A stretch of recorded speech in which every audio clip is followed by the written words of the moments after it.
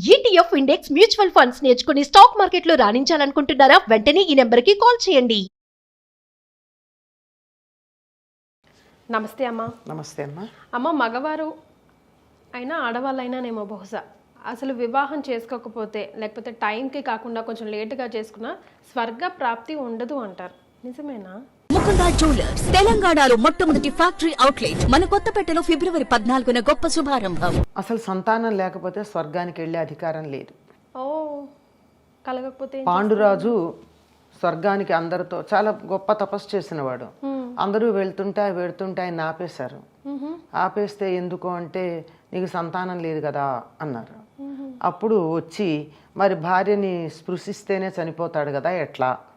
అప్పుడు అడిగితే కుంతి నా దగ్గర మంత్రం ఉంది, ఆ మంత్రం ద్వారా నేను సంతానాన్ని పొందొచ్చు అని చెప్పి సంతానాన్ని పొందుతుంది. ఇది మనకి భారతంలో కనపడేటటువంటి కథ. అంతకన్నా భాగవతంలో కూడా ఒకటి కనపడుతూ ఉంటుంది. ఒక ఆయన పైకి వెడదామంటే కిందకి తోసేస్తూ ఉంటే కారణం ఏమిటంటే సంతానం లేదు అంటే వచ్చి మళ్ళీ ఆయన సంతానాన్ని పొందడం. ఇది తెలిసేటటువంటి విషయం. ఎందుకు అంటే మనిషి 3 అప్పులతో పుడతాడు. అందులో మొదటిది పితృణం, అంటే పితృదేవతల పట్ల మనకున్నటువంటి రుణం. అప్పు అంటే పితృదేవతలు అంటే ఎవరు? మన తల్లిదండ్రులు మాత్రమే కాదు, మన అందరూ అవుతారు.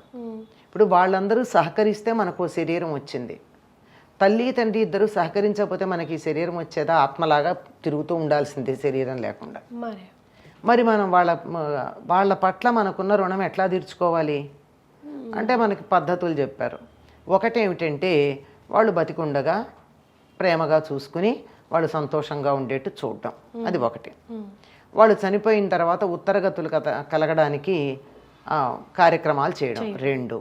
ఇవి అయిన తర్వాత అసలు ప్రధానంగా ఉండేది ఏమిటంటే సంతానాన్ని కనడం. సంతానాన్ని కనడం ఎందుకు అంటే ఏ పని అయితే నీకు శరీరం కలగడం కోసం పెద్దవాళ్ళు ఏర్పాటు చేశారో ఆ పనికి నువ్వు రుణం అట్టా తీర్చుకుంటావు ఇంకోళ్ళకి శరీరం కలిగించి. ఈ వంశం ఇలా కొనసాగాలి అంటే అనుస్యూతంగా ఆ జీన్స్ అంటారు వీటిని, ఆ జీన్స్ అక్కడి నుంచి ఇలా కొనసాగుతూ రావాలంటే అది కొనసాగడానికి నీ తల్లిదండ్రులు నీకో శరీరం ఇచ్చారు, నువ్వు దాన్ని కొనసాగించే పని చేయాలి. లేకపోతే ద చైన్ ఈజ్ బ్రోకెన్, పడుతుంది. అందువల్ల ఏం చెయ్యాలి? నువ్వు కూడా సంతానాన్ని పొందాలి. అంటే ఏమిటి? నీకు ఏ రకంగా పితృదేవతలు శరీర నిర్మాణానికి సహకరించి ఒక ఆకారం ఇచ్చారో అట్లా నువ్వు మరొక ఆత్మకి శరీరం కల్పించటానికి నీ వంతు నువ్వు సహకరించాల్సిన అవసరం ఉంది. అందువల్ల సంతానం లేకపోయినట్టయితే పితృదేవతలకు ఆగ్రహం వస్తుంది. అందుకే అంటారమ్మా పితృదోషం ఉంది మీకు, అందుకే పిల్లలు కలగట్లేదు. పితృదోషం చాలా రకాలుగా ఉంటుంది. ఇది పితృదేవతలు అనుగ్రహించకపోతే స్వర్గలోకానికి వెళ్ళలేరు. అంటే ఈ వంశం యొక్క లక్షణాలను కొనసాగించేటటువంటి జీన్స్ ఏవైతే ఉన్నాయో వాటి మీద ఆధిపత్యం కలిగినటువంటి వాళ్ళు DNA అని కూడా ఉంటున్నారేమో ఈ మధ్య. ఇంకా బాగా పదజాలం రాను మారిపోతుందిగా ఉపయోగించటంలో. అట్లా పితృదోషం వేరు. పితృదోషం ఎన్ని రకాలుగా వస్తుంది అంటే ఒకటి బతికున్న తల్లిదండ్రులను చూడకపోవడం, చచ్చిపోయినటువంటి వాళ్ళకి పితృకార్యాలు శ్రాద్ధాలు అవి పెట్టకపోవడం, ఇవన్నీ పితృదోషాలకు కారణం అవుతాయి. అంటే పితృదేవతలు అనుగ్రహించకపోతే సంతానం కలగదమ్మా. 100కి 100 పాళ్ళు నిజమది. అందులో మరి ఆ దోషాలు పోగొట్టుకోవాలంటే ఏం చేయాలమ్మా? ప్రథమంగా మొట్టమొదటి సంతానం కలగలేదు అంటే అసలు ఆరోగ్యం ఎట్లా ఉందో వెళ్ళి టెస్ట్ చేయించుకోండి, మొదటి పాయింట్. అవునా? అందరు వైద్యుడి దగ్గరికి వెళ్ళండి, కంటికి కనపడే దాని సంగతి చూడండి.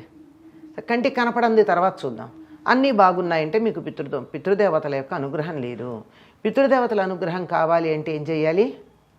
వాళ్ళని సంతృప్తి పరచాలి అంటే పితృకార్యాలు చెయ్యాలి. పితృకార్యాలు చేయాలంటే ఆ తిథి వాళ్ళు మేము గుర్తుపెట్టుకోలేదండి అని చేత వాళ్ళు తద్దినం ఎప్పుడు పెట్టాలో మాకు తెలియదు. సరే డేట్ ఉంటే చూడండి, ఎక్కడో సర్టిఫికేట్ కోసం రాస్తారుగా, డేట్ ఉంటే చూడండి తెలుస్తుంది. అది తెలియలేదు ఏదో కారణంగా. అప్పుడు ఏం చెయ్యాలి అంటే పెద్దల అమావాస్య అలాంటివి వస్తున్నాయి. అదే వచ్చినప్పుడు వాళ్ళందరినీ తలుచుకుని తప్పనిసరిగా వాళ్ళందరికీ కూడా పిండ ప్రదానం చేసి తర్పణాలు ఇచ్చి వాళ్ళు తృప్తి పడ్డారు అంటే అప్పుడు తప్పనిసరిగా సంతానం కలుగుతుంది. అంతేగాని మామూలుగా అయితే కలగడం కష్టం. మొట్టమొదట ఆరోగ్యం చూసుకోండి. శారీరకంగా ఇద్దరు సరిగ్గా ఉన్నారా లేదా. ప్రస్తుత పరిస్థితుల్లో భౌతికంగానే ఇబ్బందులు ఉన్నాయి సంతానం కలగడానికి. కారణాలు చాలా ఉన్నాయి అనుకోండి, ఎస్, అందరికీ తెలుసా కారణాలు. తెలిసినా వాటిని అధిగమించడం ఇష్టం లేదు. ఆ కారణాలను మించి మనం పనిచేసేటటువంటి ఉద్దేశం లేదు. అంచేత అలా ఉండగానే కావాలని. అందువల్ల దానికోసం రాత్రిపూట పనిచేయడం మానేయాలి, పగలు పడుకోవటం మానేయాలి. పగటిపూట పనిచేసి రాత్రి పడుకోవడం మొదలు పెడితే హార్మోనల్ వ్యవస్థ బాగుంటుంది. హార్మోన్స్ బాగుంటే తప్ప సంతానం కలగదు. ఎస్, కనుక రాత్రి డ్యూటీలు చేసేటటువంటి వాళ్ళకి సంతానం కలగడం కొంచెం కష్టం. ప్రప్రథమంగా ఎవరికి ఉంటుందమ్మా? మగవాళ్ళకు ఉంటుందా, ఆడవాళ్ళకు ఉంటుందా దోషం? ఈ మధ్య కాలంలో మగవాళ్ళకే చాలా ఎక్కువ కనపడుతుంది. ఒకప్పుడు ఆడవాళ్ళది దోషం అనేవారు, మగవాళ్ళని పరీక్ష చేసేవారు కాదు.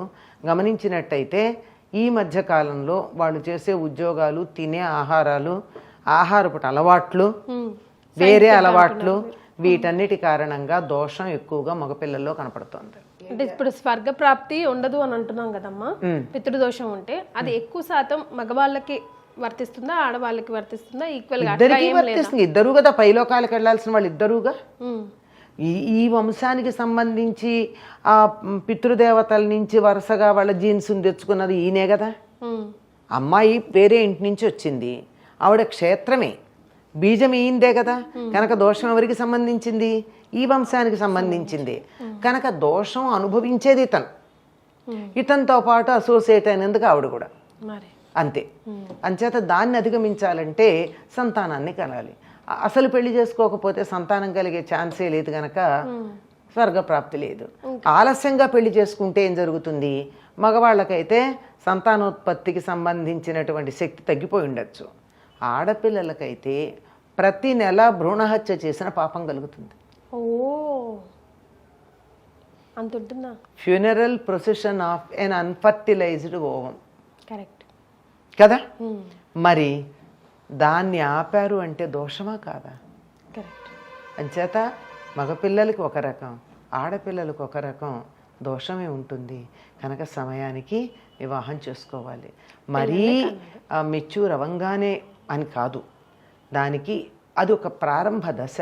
ఆ తర్వాత శారీరకంగా మానసికంగా పరిపుష్టమయ్యి సంతానాన్ని తన గర్భంలో మొయ్యగలిగి దానికి కావలసినటువంటి శారీరక మానసిక స్థితి తెచ్చుకుని అప్పుడు మరి సంతానాన్ని పొందాలి.